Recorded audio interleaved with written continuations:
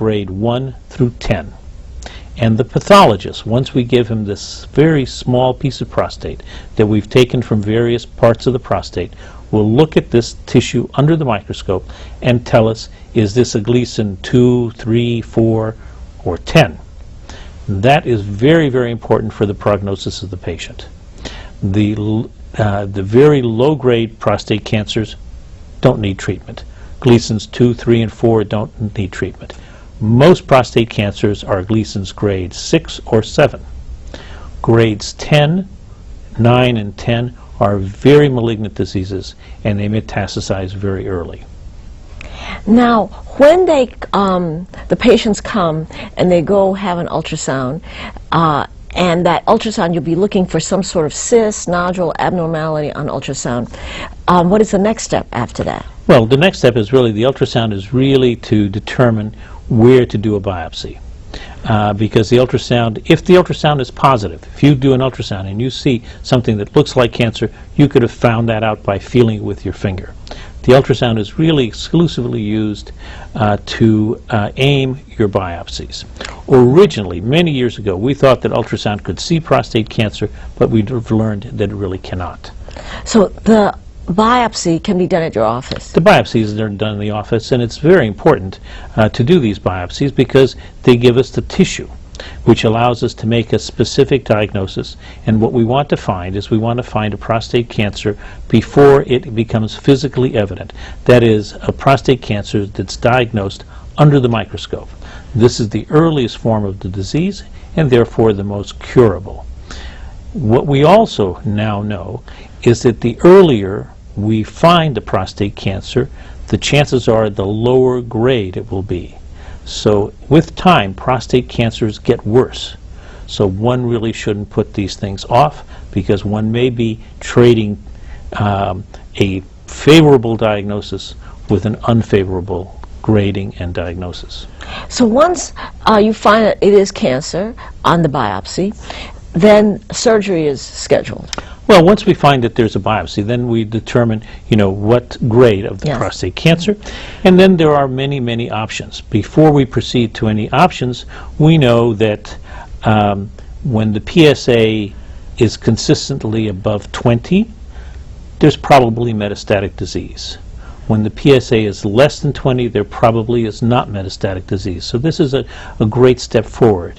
In the past, we used to do exploratory surgery to find out if there was metastatic disease, if the lymph nodes were positive. Today, with this knowledge of the PSA, we don't need to do that, except in unusual cases.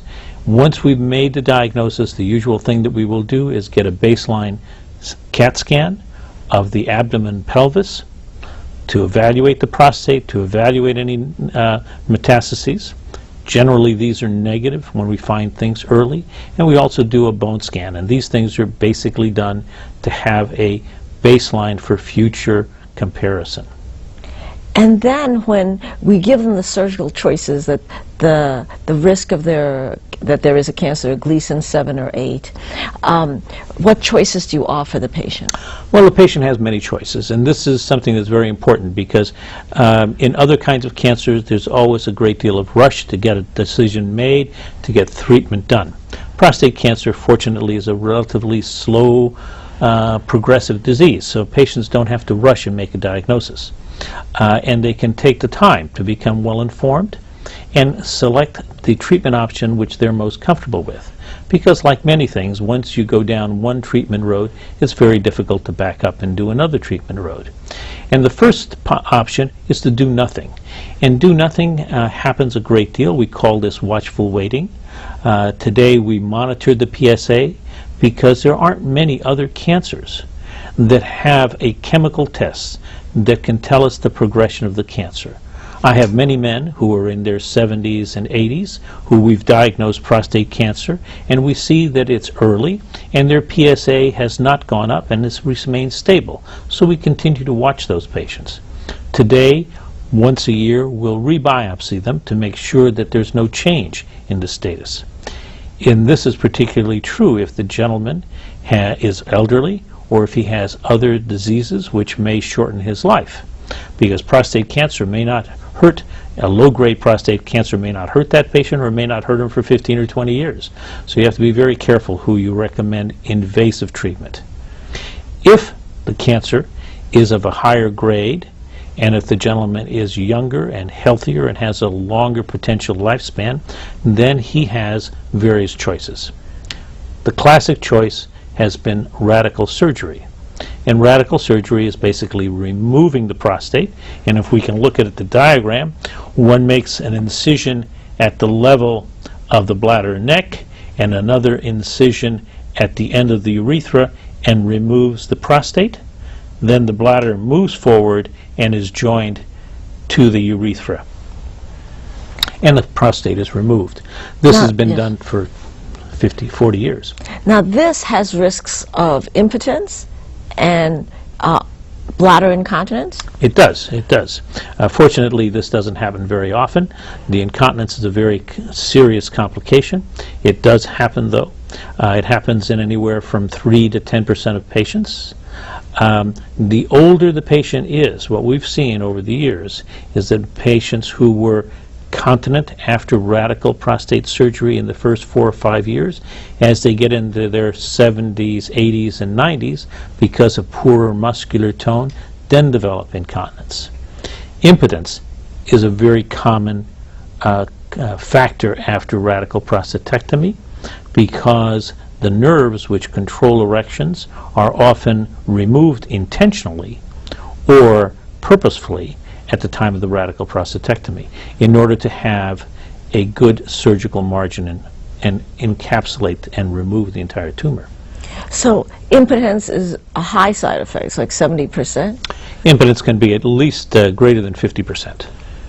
And then, but I thought that now they give them Viagra or something like that. Well, we certainly do. Viagra has been a great benefit. Today the standard is that as soon as the gentleman has recovered from whatever particular treatment that he's elected to have, whether it be surgery or radiation, we start him on a frequent course, a frequent dose of Viagra in order to help regain blood supply to the penis. Now, there's also other types of non-surgical modalities, such as external beam irradiation. Would you like to tell us about Absolutely. When we saw many years ago that the morbidity and mortality of radical surgery was significant, we looked for patients who were not in as good a health to look for some simpler way of treating them, and these men were treated with external beam radiation. Today that's done infrequently, because the external beam radiation also causes the same kind of side effects as the radical surgery, that is impotence and incontinence.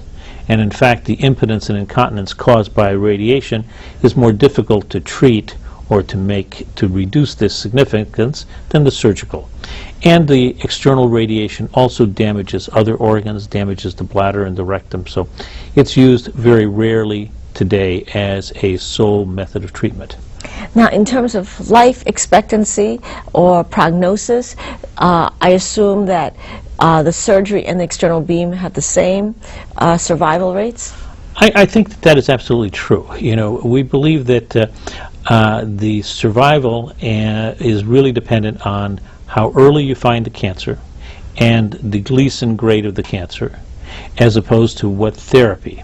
So today what we look for is offer the patient all the various therapies and let the patient select which